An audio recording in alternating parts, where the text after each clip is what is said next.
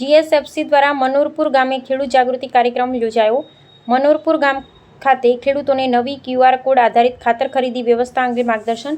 હિંમતનગર તાલુકાના મનોરપુર ગામ ખાતે જીએસએફસી દ્વારા ખેડૂત જાગૃતિ કાર્યક્રમનું આયોજન કરવામાં આવ્યું હતું. કાર્યક્રમ દરમિયાન ખેડૂતોને ખાતર ખરીદી માટે અમલમાં આવનાર નવી QR કોડ આધારિત વ્યવસ્થા અંગે વિગતવાર માહિતી આપવામાં આવી.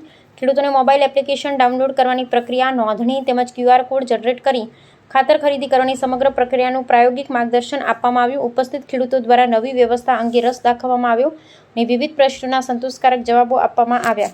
કાર્યક્રમ દરમિયાન ખેડૂતોને જીએસએફસીની 65 વર્ષથી ચાલી આવતી વિશ્વસનીય સેવાઓ, ગુણવત્તાયુક્ત ઉત્પાદનો તથા ખેડૂતો પ્રત્યેની પ્રતિબદ્ધતા અંગે પણ માહિતગાર કરવામાં આવ્યા. જીએસએફસી ખેડૂતોના હિત માટે સતત કાર્યરત રહી વર્ષના 365 દિવસ માર્ગદર્શન અને સેવા પૂરી પાડે છે તે અંગે વિશેષ માહિતી આપવામાં આવી.